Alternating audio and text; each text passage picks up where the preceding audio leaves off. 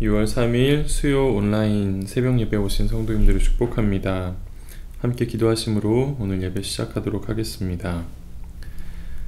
살아계신 하나님 참으로 감사를 드립니다. 오늘 하루를 말씀으로 시작하는 모든 성도님들 삶에 하늘의 샬롬과 평강을 부어주시고 우리가 감히 기대하지 못했던 하나님의 치유와 기적을 경험하는 하루가 될 수 있도록 은혜 내려 주옵소서. 말씀을 듣는 모든 심령마다 하나님의 응답을 경험하는 귀한 하루가 될 수 있도록 주여 은혜 내려 주옵소서. 우리의 삶의 이유가 되시는 살아계신 예수님의 이름으로 함께 기도드립니다. 아멘. 이 시간 함께 하나님의 말씀 보도록 하겠습니다. 오늘 하나님께서 주시는 말씀은 신명기 1장 19절부터 25절까지 말씀입니다. 신명기 1장 19절부터 25절까지 말씀입니다. 제가 가진 성경은 260면입니다. 제가 봉독하도록 하겠습니다. 우리 하나님 여호와께서 우리에게 명령하신 대로 우리가 호렙산을 떠나 너희가 보았던 그 크고 두려운 광야를 지나 아모리 족속의 산지 길로 가데스 바네아에 이른 때에 내가 너희에게 이르기를 우리 하나님 여호와께서 우리에게 주신 아모리 족속의 산지에 너희가 이르렀나니 너희의 하나님 여호와께서 이 땅을 너희 앞에 두셨은즉 너희 조상의 하나님 여호와께서 너희에게 이르신 대로 올라가서 차지하라. 두려워하지 말라 주저하지 말라 한즉 너희가 다 내 앞으로 나와 말하기를 우리가 사람을 우리보다 먼저 보내어 우리를 위하여 그 땅을 정탐하고 어느 길로 올라가야 할 것과 어느 성읍으로 들어가야 할 것을 우리에게 알리게 하자 하기에 내가 그 말을 좋게 여겨 너희 중 각 지파에게서 한 사람씩 12를 택하매 그들이 돌이켜 산지에 올라 에스골 골짜기에 이르러 그곳을 정탐하고 그 땅의 열매를 손에 가지고 우리에게로 돌아와서 우리에게 말하여 이르되 우리의 하나님 여호와께서 우리에게 주시는 땅이 좋더라 하였느니라. 아멘. 오늘 읽으신 본문 말씀을 가지고 우리가 기억해야 할 두 가지라는 제목으로 하나님의 말씀 나누도록 하겠습니다. 마태복음, 누가복음을 보면 예수님께서 산에 올라가셔서 제자들 몇 명과 함께 산에 올라가셨을 때에 변화되어지는 모습을 보게 되죠. 그 얼굴에 광채가 나고 세상 그 누구도 그렇게 옷을 희게 할 수 없을 만큼 흰 옷을 입게 되어지는 예수님의 변화산 사건이 나오게 됩니다. 예수님께서 변화산 사건에서 변화하셨을 때에 호련히 나타난 두 사람이 있었어요. 성경은 그 두 사람이 누구냐 하면 모세와 엘리야였다라고 이야기합니다. 엘리야는 이스라엘에서 최고로 치는 가장 으뜸 가는 선지자이죠. 그렇다면 모세는 누구일까요? 모세는 이스라엘에서 가장 위대한 지도자 또한 이스라엘의 인도자였습니다. 모세는 이스라엘 사람들에게 굉장히 특별한 영적인 의미를 가지고 있는 사람이에요. 이스라엘 사람들을 구원하고 그들을 가나안 직전까지 인도했던 이스라엘의 가장 어두운 시대로부터 빛으로 이끌어내었던 아주 훌륭한 영적인 지도자였기 때문에 이스라엘 사람들은 아직까지 모세를 가장 훌륭한 역사의 선진으로 기억을 하고 있죠. 이 모세가 인생의 마지막 이스라엘에게 해주었던 유언과 같은 말이 바로 이 신명기 말씀입니다. 이 신명기 말씀은 신약 성경 27권 중에서 17권에서 신명기를 인용하거나 암시를 할 정도로 신약 성경에까지도 아주 폭넓게 인용이 되어지며 신앙의 근간이 되는 많은 말씀으로 구성되어져 있는 책입니다. 신명기를 말씀을 하나하나 묵상하면서 신명기에 나타난 모세의 유언과 같은 말을 우리 마음속에 심을 때에 우리의 신앙생활이 건강하고 아름다운 영성을 품을 수 있을 것이라 생각합니다. 오늘 읽은 본문 말씀은 모세가 이제는 가나안 땅으로 들어가게 되어지는 출애굽 2세대에게 1세대의 실패를 이야기하는 장면입니다. 이제는 출애굽 1세대는 광야에서 다 죽고 출애굽 2세대가 광야로 들어가게 되는데 너희 조상 1세대는 광야에서 어떻게 실패했는지를 아주 짤막하게 소개하는 글입니다. 하나님께서 이스라엘 백성을 이집트로부터 구원하셨죠. 이스라엘 백성이 400년간 이집트에서 노예 생활하고 있을 때에 이스라엘 백성들이 그 고통이 너무 심하여 하나님 앞에 기도를 합니다. 하나님, 우리를 제발 구원하여 주옵소서 기도하게 됩니다. 하나님께서 그 기도를 들으시고 모세를 부르세요. 그리고 모세에게 말씀하십니다. 내 백성의 고통을 분명히 내가 보았다. 그리고 그들이 그들의 감독자로 말미암아 부르짖고 근심하는 것을 내가 듣고 알게 되었다. 이제는 내가 내 백성을 구원하겠다라고 하시면서 모세를 부르셔서 이집트로부터 이스라엘 백성을 구원하십니다. 하나님께서 이스라엘을 구원한 가장 큰 1차적인 목적은 무엇이었냐 하면 고통으로부터 자기 백성을 구원하는 것이 하나님의 구원 목적이었어요. 자기 백성을 구원하는 것이 바로 하나님께서 이스라엘을 구원하신 이유였습니다. 그런데 하나님께서 정말 자기 백성을 고통으로 구원하시는 데까지만 관심이 있으셨을까요? 하나님은 그것보다 더 큰 일을 이루시기를 원하셨어요. 그것이 무엇이냐 하면 하나님께서 구원하신 이스라엘 백성을 데리고 하나님의 나라를 이루는 것이 하나님의 궁극적인 구원 목표였어요. 이스라엘 백성이 출애굽한 이후에 홍해바다를 건너게 되죠. 홍해바다에서 하나님의 전능하심을 다시 한번 경험하게 됩니다. 그들을 뒤따르던 이집트 군대가 홍해바다에 다 수장되어서 하나님께서 그들을 심판하시고 오히려 이스라엘을 구원하시는 이 전능하신 하나님을 경험한 다음에 하나님께서는 이스라엘 백성을 호렙산 앞으로 다 불러 모으시죠. 그리고 이스라엘 백성에게 말씀하십니다. 온 세계가 나에게 속했다. 온 세상 가운데서 너희가 내 말을 잘 듣고 내 언약을 잘 지키면 모든 나라 가운데서 너희는 내 나라가 될 것이고 모든 나라에 대하여 너희는 제사장 나라가 될 것이다 라고 하나님께서 말씀하여 주셨습니다. 하나님께서는 이스라엘 백성을 구원하신 것이 그저 그들을 고통 가운데서 건져내기 이상의 의미가 있는데 그것은 무엇이냐 하면 모든 세상에서 제사장 나라로 삼기 위해서 하나님의 말씀과 하나님의 언약을 지키는 인생이 과연 어떠한 삶을 살게 되어지는 것인지 세상의 모델 나라가 되길 원하셨어요. 세상을 축복하는 제사장 나라가 되게 하는 것이 하나님의 목표였습니다. 이스라엘은 이제 두 가지만 기억하면 되는 겁니다.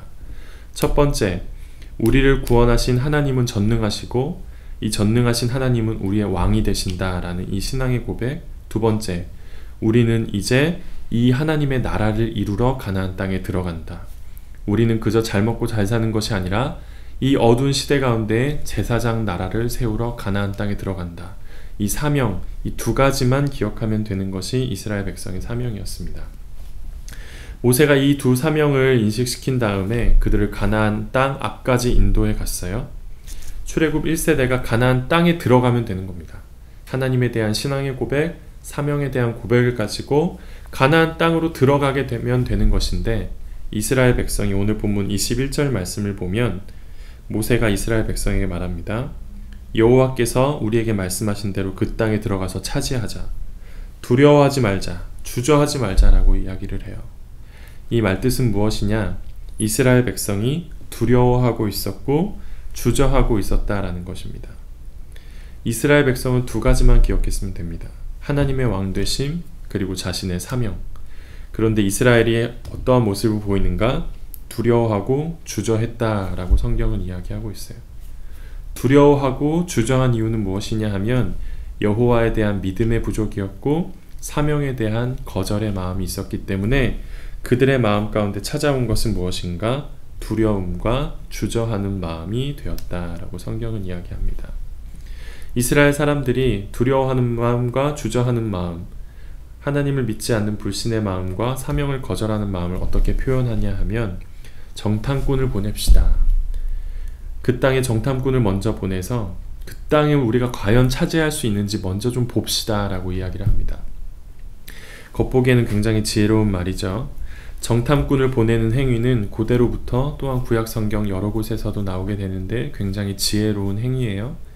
그런데 이 지혜로운 행위를 한 것이 문제가 되는 것이 아니라 정탐꾼을 보내는 것 자체가 문제가 되는 것이 아니라 진짜 문제가 되는 것은 무엇이냐 하면 정탐꾼을 보내자라고 하는 이 말 속에는 어떠한 마음이 있냐 하면 불신과 사명에 대한 거절의 마음이 숨어 있었기 때문에 하나님이 그들을 징계하시고 그들은 40년 동안 광야에서 방황하게 되었어요.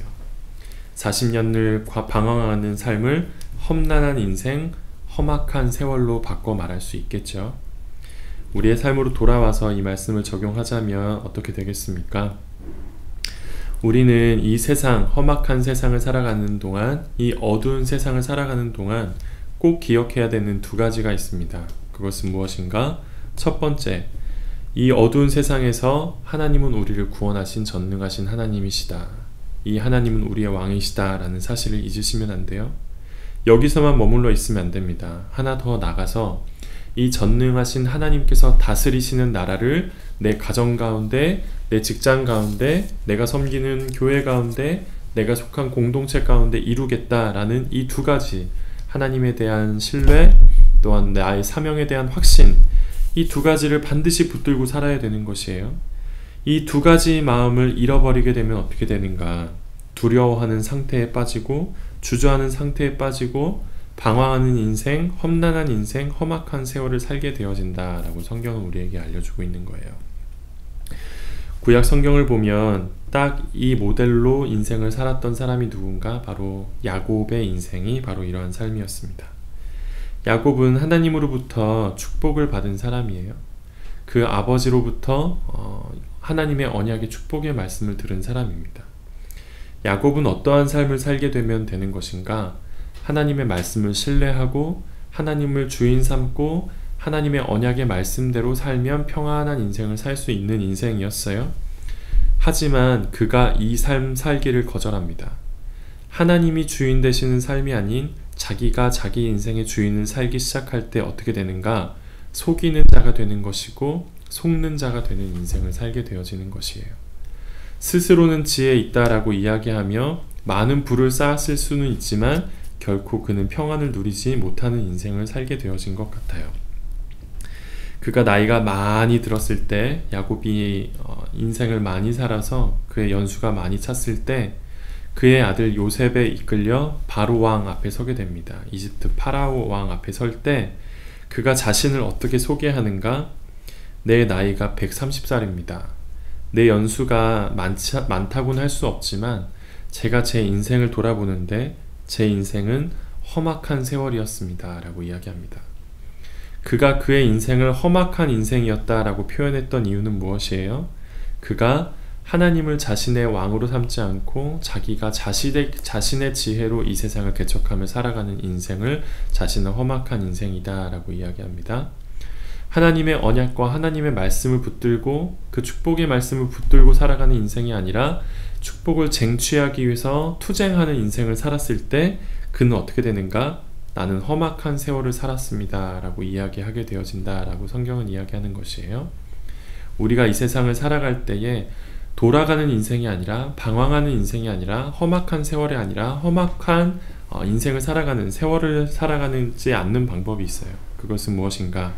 하나님을 우리의 인생의 왕으로 삼고 하나님께서 우리에게 주신 언약의 말씀을 붙들고 그 말씀을 사명으로 이 땅 가운데 하나님의 나라를 이루어가면서 살아갈 때 우리는 험악하지 않은 세월, 방황하지 않는 세월, 낭비하지 않는 세월을 살 수 있다라고 성경은 이야기합니다. 이 인생을 살아가지 아니하면 하나님을 신뢰하지 않으면 지혜 있으나 미련한 자가 되는 것이에요. 성경에서 정말 하나님을 인생의 왕으로 삼고 평생을 하나님의 사명을 위해서 달려갔던 사람이 있죠. 그 사람은 누구냐? 사도 바울입니다. 사도 바울은 고린도후서 6장에서 무엇이라고 얘기하는가? 우리는 속이는 자 같으나 참되고 무명한 자 같으나 유명한 자고 죽은 자 같으나 보라 우리가 살아있고 징계를 받는 자 같으나 죽임을 당하지 아니하고 근심하는 자 같으나 항상 기뻐하고 가난한 자 같으나 많은 사람을 부요하게 하고 아무것도 없는 자 같으나 모든 것을 다 가진 자로다 라고 사도 바울은 이야기합니다. 이 인생이 복된 인생 아니겠습니까? 내가 나를 스스로 지혜 있다 하여 내가 내 인생의 스스로가 왕이 되고 하나님의 말씀보다 내 지식을 앞세워서 내 뜻대로 살아가는 것을 지혜 있다라고 하는 이 미련하고 우둔한 세상 가운데서 하나님을 왕 삼는 여러분 되시기를 축복합니다.